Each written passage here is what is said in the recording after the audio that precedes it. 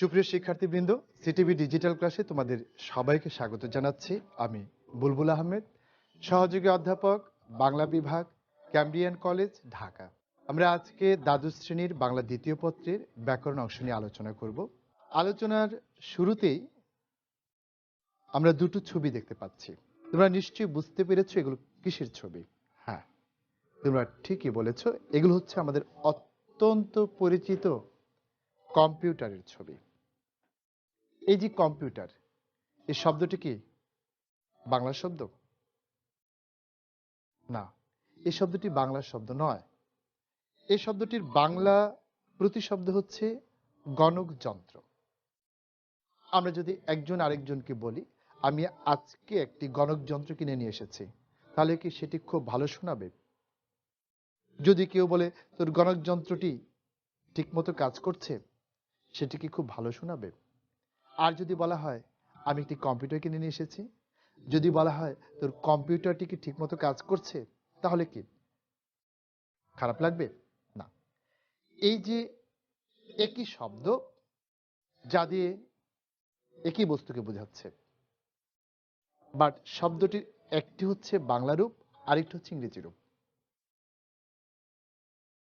এই দুটো শব্দের মধ্যে দেখা যাচ্ছে আমার মাতৃভাষা বাংলা, সেই বাংলা যে রূপটি, সেটি আমার কাছে খুব শ্রুতিমধুর মনে হচ্ছে না, কিংবা ব্যবহার উপযোগী মনে হচ্ছে না।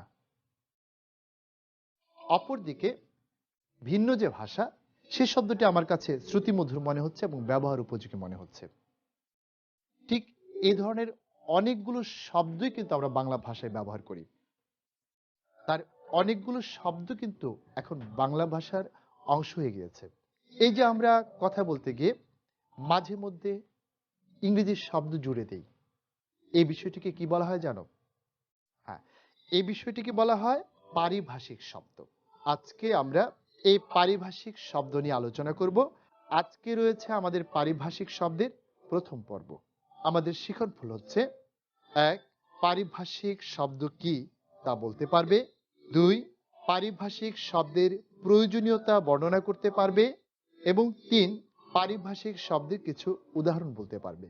আমরা চলে যাচ্ছি আমাদের আজকের মূল পাঠে। শুরুতেই পারিভাষিক শব্দের সংজ্ঞা। আমরা যদি পারিভাষিক শব্দের সংজ্ঞা লক্ষ্য করি, তাহলে দেখতে পাবো সেখানে লেখা রয়েছে জ্ঞান বিজ্ঞানের বিভিন্ন শাখায় বিশেষ অর্থে ব্যবহৃত শব্দসমূহকে পারিভাষিক শব্দ বলে। অর্থাৎ কোনো নির্দিষ্ট বিষয়ে বিশেষ অর্থে ব্যবহৃত শব্দগুলোই হলো পারিভাষিক শব্দ। যেমন সঙ্গীতের ক্ষেত্রে উদারা, মুদারা, তারা, সপ্তক, ঠাট, রাগ, তাল, লয়, তেহাই, কিংবা পদার্থবিজ্ঞানের ক্ষেত্রে ভর, বেগ, গতি, ত্বরণ ইত্যাদি। আমরা সংজ্ঞায় কি দেখেছিলাম যে জ্ঞান বিজ্ঞানের বিভিন্ন শাখায় আমরা যে সমস্ত বিষয় অধ্যয়ন করি, সেক্ষেত্রে কিছু কিছু বিশেষ ধারণা প্রদান করার জন্য কিছু কিছু বিশেষ শব্দ ব্যবহৃত হয়। এই যে বিশেষ অর্থে ব্যবহৃত যে শব্দগুলো, সেগুলো হচ্ছে পারিভাষিক শব্দ।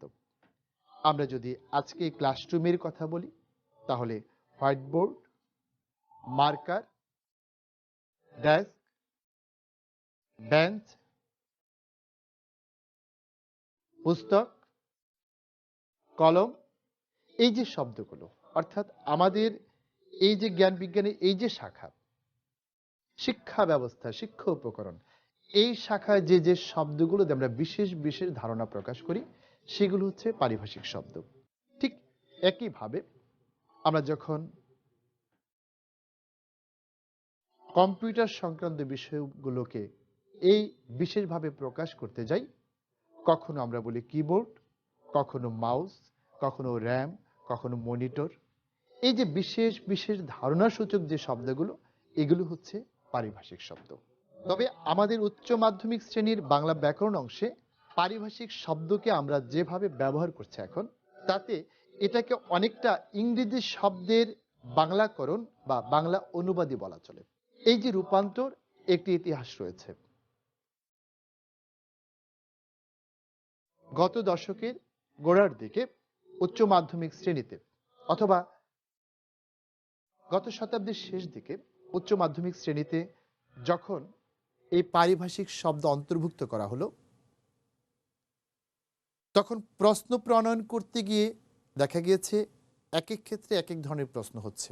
কোথাও বলা হচ্ছে বাক্যে এই পারিভাষিক শব্দটির প্রয়োগ করো, উত্তর দিতে গিয়ে কখনো বাংলা বাক্য লিখে সেখানে ইংরেজি শব্দটি ঢুকিয়ে দেওয়া হচ্ছে, আবার কখনো কখনো বাংলা বাক্য লিখে সেখানে ইংরেজি শব্দের যে বাংলা রূপ সেটি ঢুকিয়ে দেওয়া হচ্ছে। এই ধরনের একটি পরিস্থিতির সৃষ্টি হওয়ার কারণে এক পর্যায়ে গিয়ে প্রশ্নের ধরন একটি অভিন্ন রূপ ধারণ করলো। সেটি হচ্ছে অনেকটা ইংরেজি শব্দ দেওয়া থাকবে, তার বাংলা রূপটা লিখতে হবে। অবশ্য সেই ইংরেজি শব্দগুলো পারিভাষিক শব্দই। এই যে ইংরেজি শব্দের বাংলাকরণ, এটি তো আমরা ক্লাস 4-5 থেকে শুরু করেছি। এ কারণে আমরা একটি বিশেষ সুবিধা পাই, সেটি হচ্ছে এই উচ্চ মাধ্যমিক শ্রেণীতে যে পারিভাষিক শব্দগুলোর বাংলা রূপ আমাদের লিখতে হয়, তার অনেকগুলো আমরা আমাদের ইংরেজি যে বিষয়টি রয়েছে সেখান থেকেই শেখার সুযোগ পেয়েছি, যার ফলে এই বিষয়টি আমাদের কাছে অনেক অনেক সহজ হয়ে যায়। তবে বাস্তবতা হচ্ছে আমরা বাংলা ভাষায় কথা বলতে গিয়ে অনেক সময় দেখা যায় কিছু ইংরেজি শব্দ ব্যবহার করি, সেগুলোর যাতে অপপ্রয়োগ না হয় অথবা ভুল প্রয়োগ না হয় সে লক্ষ্য সামনে নিয়ে কিন্তু আমাদের এই অধ্যায়টি পাঠ্যসূচিতে অন্তর্ভুক্ত করা হয়েছিল। আমরা সংশ্লিষ্ট ব্যক্তিদের সাথে কথা বলে বিষয়টি জেনেছি, কিন্তু পরবর্তীতে নানা ঘটনা পরিক্রমায় সেটার রূপান্তর ঘটেছে। তারপরেও ভালো যে আমরা বাংলা পড়তে গিয়ে ইংরেজি অনেকগুলো পারিভাষিক শব্দের সাথে পরিচিত হচ্ছি। এবার আমরা এই যে পারিভাষিক শব্দ তার প্রয়োজনীয়তার ক্ষেত্রে চলে যাচ্ছি। পৃথিবীর কোনো ভাষায় এককভাবে স্বয়ংসম্পূর্ণ নয়, তাই প্রতিটি জাতি তাদের ভাষাকে সমৃদ্ধ করার জন্য ভিন্ন ভিন্ন ভাষা থেকে কিছু না কিছু শব্দ সংগ্রহ করে নিজেদের শব্দ ভাণ্ডার সমৃদ্ধ করে থাকে। এদিক থেকে বাংলা ভাষাও ব্যতিক্রম নয়। জ্ঞান বিজ্ঞানের বিভিন্ন শাখায় বিশেষ ধারণা বা বস্তুকে নির্দেশ করার জন্য বাংলা ভাষাতেও এই জাতীয় বিদেশি ভাষার অনেক শব্দ প্রবেশ করেছে। বাংলা ভাষার আদি পর্বে এসব ধারণা বা বস্তুকে নির্দেশ করার মতো তেমন কোনো শব্দ ছিল না, তাই পরবর্তীকালে তৎসম, অর্ধতৎসম, তদ্ভব আর বিদেশি শব্দের পাশাপাশি বেশ কিছু নবগঠিত শব্দ এসে এই প্রয়োজন পূরণ করেছে। এদের বেশ কিছু শব্দের বাংলা প্রতিশব্দ থাকলেও কমিশনার, পুলিশ কিংবা কম্পিউটারের মতো এমন অনেক শব্দ রয়েছে যেগুলোর তেমন কোনো বাংলা প্রতিশব্দ নেই, কিংবা থাকলেও তা হয়তো শ্রুতিমধুর, সহজবোধ্য বা ব্যবহার উপযোগী নয়। তাই এসব ধারণা প্রকাশ করতে কিংবা বস্তুকে চিহ্নিত করতে বাংলা ভাষায় পারিভাষিক শব্দের যথেষ্ট প্রয়োজনীয়তা রয়েছে।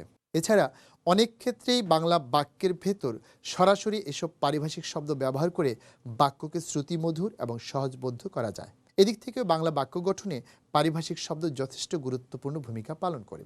আমরা আগেই বলেছিলাম যে এমন অনেকগুলো শব্দ রয়েছে যেগুলো আমরা বাংলা বাক্যের ভেতর যদি জুড়ে দিই তাহলে অর্থটি যতটা, বাক্যের ভাবটি যতটা স্পষ্টভাবে প্রকাশ করা সম্ভব, ঠিক সেই ক্ষেত্রে বাংলা শব্দটি জুড়ে দিয়ে কিন্তু ততটা সুন্দরভাবে সেই ভাবটি প্রকাশ করা যায় না। এক্ষেত্রে কিন্তু পারিভাষিক শব্দের যথেষ্ট প্রয়োজনীয়তা রয়েছে।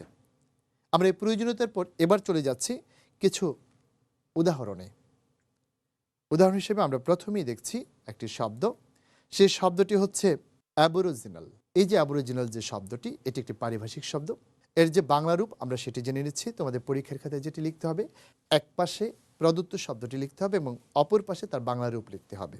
আমাদের এই অ্যাবরিজিনাল ওয়ার্ডটির প্রতিশব্দ হচ্ছে আদিবাসী। তোমরা লক্ষ্য করছো চিত্রে আমরা আদিবাসীদের চিত্র দেখতে পাচ্ছি। আমরা এবার চলে যাচ্ছি আমাদের পরবর্তী ওয়ার্ডে। পরবর্তী ওয়ার্ড হচ্ছে আর্কিটেকচার। আর্কিটেকচার ওয়ার্ডটির বাংলা প্রতিরূপ হচ্ছে স্থাপত্য। তোমরা একটি স্থাপত্য কীর্তি দেখতে পাচ্ছ। আমাদের পরবর্তী ওয়ার্ড ব্যালট পেপার। এই শব্দটির সাথে আমরা অনেকেই পরিচিত। এটির বাংলা যে রূপটি সেটির ব্যবহার আমাদের মধ্যে নেই বললেই চলে। এই ব্যালট পেপারের বাংলা রূপ হচ্ছে ভোটপত্র। আমরা নিশ্চয়ই আমাদের বাস্তবিক জীবনে এই ভোটপত্র শব্দটি খুব একটি ব্যবহার করি না। ব্যালট পেপারের পর আমরা চলে যাচ্ছি আমাদের পরবর্তী ওয়ার্ডে। আমাদের পরবর্তী ওয়ার্ড হচ্ছে কেবল। কেবলের বাংলা প্রতিরূপ হচ্ছে তার। এক্ষেত্রে আমরা কিন্তু কেবলের চেয়ে তার শব্দটি অনেক ক্ষেত্রে বেশি ব্যবহার করি, তবে ক্ষেত্র বিশেষে যেমন কম্পিউটারের কেবলের ক্ষেত্রে কিন্তু আমরা তার ব্যবহার করি না, সেখানে কেবল শব্দটি ব্যবহার করি। পরবর্তী ওয়ার্ড হচ্ছে অ্যাটেস্টেড। অ্যাটেস্টেড, ছবি অ্যাটেস্টেডের কথা আমরা জানি, আমরা আমাদের সার্টিফিকেট অ্যাটেস্টেডের কথা জানি। এই অ্যাটেস্টেডের বাংলা রূপটির কথা আমরা জানি, সেটি হচ্ছে সত্যায়িত। তোমরা দেখতে পাচ্ছ এখানে একটি সার্টিফিকেট সত্যায়িত করা হয়েছে। অ্যাটেস্টেডের পরবর্তী শব্দ হুড। আমরা রিকশার হুডের কথা জানি, তার মানে হুডের যে বাংলা রূপ সেটির ব্যবহার কিন্তু আমাদের জীবনে খুব একটা নেই। সে বাংলা রূপটি কি? বাংলা রূপটি হচ্ছে মস্তক আবরণ, অর্থাৎ মস্তকে যে আবরণ থাকে। আমরা যখন রিকশায় বসি তখন আমাদের উপরে যে আবরণটি থাকে, আমরা যখন অন্য কোনো গাড়িতে বসে আমাদের উপরে যে আবরণটি থাকে সেটি হচ্ছে হুড। পরবর্তী ওয়ার্ড হচ্ছে অটোনোমাস। অটোনোমাস শব্দটি আমরা যতটা ব্যবহার করি তার চেয়ে কিন্তু এর যে বাংলা রূপ সেটি কম ব্যবহার করি না, সেটি হচ্ছে স্বায়ত্তশাসিত। আমরা জানি ঢাকা বিশ্ববিদ্যালয়, কৃষি বিশ্ববিদ্যালয়, এ ধরনের যে প্রতিষ্ঠানগুলো রয়েছে এই প্রতিষ্ঠানগুলো হচ্ছে স্বায়ত্তশাসিত প্রতিষ্ঠান। আমরা এখানে ঢাকা বিশ্ববিদ্যালয়ের ছবি দেখতে পাচ্ছিলাম। আমাদের এবারের ওয়ার্ড হচ্ছে অ্যাবলিশন। অ্যাবলিশন শব্দের বাংলা রূপ হচ্ছে বিলোপ, অর্থাৎ কোনো কিছু বিলুপ্ত করে দেয়া, বিলুপ হয়ে যাওয়া। আমরা এখানে একটি ডাইনোসরের ছবি দেখতে পাচ্ছি, ডাইনোসর বিলুপ্ত হয়ে গেছে। আমরা যদি এরকম করে কোনো কিছুকে বিলুপ করে দিই, লুপ্ত করে দিই, সেটি হচ্ছে অ্যাবলিশন। অ্যাবলিশনের পর আমাদের পরবর্তী ওয়ার্ড হচ্ছে জার্নাল। জার্নালের বাংলা রূপ হচ্ছে পত্রিকা, কখনো কখনো সংবাদপত্র। আমরা একটি জার্নাল দেখতে পাচ্ছি। আমাদের পরবর্তী ওয়ার্ড হচ্ছে অ্যাবস্ট্রাক্ট। এই অ্যাবস্ট্রাক্টের বাংলা রূপ হচ্ছে বিমূর্ত, অর্থাৎ যা দৃশ্যমান নয়, মূর্ত নয়, স্পষ্ট নয়, অস্পষ্ট। আমরা এখানে একটি ছবি দেখতে পাচ্ছি, ছবিটি কিন্তু স্পষ্ট নয়, অস্পষ্ট। অ্যাবস্ট্রাক্টের পর আমাদের পরবর্তী ওয়ার্ড হচ্ছে অথার। অথারের বাংলা রূপ হচ্ছে লেখক। আমরা এখানে একজন জনপ্রিয় লেখকের ছবি দেখতে পাচ্ছি। আমাদের পরবর্তী ওয়ার্ড হচ্ছে ফাইল। এই শব্দটি আমাদের কাছে খুবই পরিচিত, কিন্তু এর যে বাংলা প্রতিরূপ সেটি আমরা খুব বেশি ব্যবহার করি না। সে রূপটি কি? সেটি হচ্ছে নথি। আমরা উপরের চিত্রে দেখতে পাচ্ছি একটি ফাইল, অর্থাৎ একটি নথি। এ ধরনের অনেক ক্ষেত্রে অনেক ধরনের নথি দিয়ে আমরা আমাদের কার্যক্রম পরিচালনা করি, এই জন্য আমরা এক ধরনের ফাইল সংরক্ষণ করি। আমরা চলে যাচ্ছি আমাদের পরবর্তী ওয়ার্ডে। আমাদের পরবর্তী ওয়ার্ড হচ্ছে কার্টুন। অত্যন্ত পরিচিত একটি ওয়ার্ড। আমরা এই ওয়ার্ডকে বাংলা হিসেবে জানি, অথচ এর বাংলা রূপ হচ্ছে ব্যঙ্গচিত্র। যে চিত্র দিয়ে কোনো প্রতিষ্ঠান অথবা কোনো ব্যক্তি অথবা কোনো ঘটনাকে আমরা ব্যঙ্গ করে থাকি। আমরা এখানে একটি ব্যঙ্গ চিত্র দেখতে পাচ্ছি। কার্টুনের পর আমাদের পরবর্তী ওয়ার্ড হচ্ছে অ্যাডমিট কার্ড। এই যে অ্যাডমিট কার্ড এর যে বাংলা রূপ সেটি আমরা প্রায় সবাই জানি, সেটি হচ্ছে প্রবেশপত্র। পরীক্ষা আসলেই এটি আমাদের কাছে অত্যন্ত গুরুত্বপূর্ণ হয়ে ওঠে, বিশেষ করে তোমাদের মতো যারা শিক্ষার্থী রয়েছে তাদের কাছে অ্যাডমিট কার্ড অত্যন্ত গুরুত্বপূর্ণ একটি বিষয়। অ্যাডমিট কার্ডের পর আমরা চলে যাচ্ছি আমাদের পরবর্তী ওয়ার্ডে। আমাদের পরবর্তী ওয়ার্ড হচ্ছে অটোগ্রাফ। কেউ হয়তো এখন পর্যন্ত তোমাদের অটোগ্রাফ নেওয়ার জন্য ভিড় জমায় না, তোমরা অনেকের অটোগ্রাফ নেওয়ার জন্য ভিড় জমাও। নিশ্চয়ই বুঝতে পারছো অটোগ্রাফ কি। তোমরা যখন কারো অটোগ্রাফ নাও তোমাদের ডায়েরিতে, তখন সেখানে কি একজন হয়তো তার স্বাক্ষর দিয়ে দেন অথবা কিছু লিখে স্বাক্ষর দেন। এটিকে বাংলায় বলা হয় স্বাক্ষর অথবা স্বলেখন, অর্থাৎ তার নিজের লেখা দিয়ে নিচে তার নাম অথবা সিগনেচার দিয়ে দেয়া, এটি হচ্ছে অটোগ্রাফ। তোমরা স্বাক্ষর বা স্বলেখনের চেয়ে অটোগ্রাফটির সাথে বেশি পরিচিত। অটোগ্রাফের পর আমাদের পরবর্তী ওয়ার্ড হচ্ছে ব্যান্ডেজ। এই শব্দটির সাথে তোমরা অনেকেই পরিচিত, কিন্তু এর যে বাংলা রূপ সেটির সাথে অনেকে পরিচিত নও, সেটি হচ্ছে পট্টি। আমরা যখন আহত হই বা কোথাও যখন ছিঁড়ে যায়, কেটে যায়, সেখানে আমরা কী করি? ব্যান্ডেজ করি। কিন্তু আমরা কখনো বলি না আমরা পট্টি দিয়েছি, আমরা ব্যান্ডেজ করেছি কথাটি বলি। ব্যান্ডেজের পর আমরা যে ওয়ার্ডটি লক্ষ্য করব সেটি হচ্ছে গানে।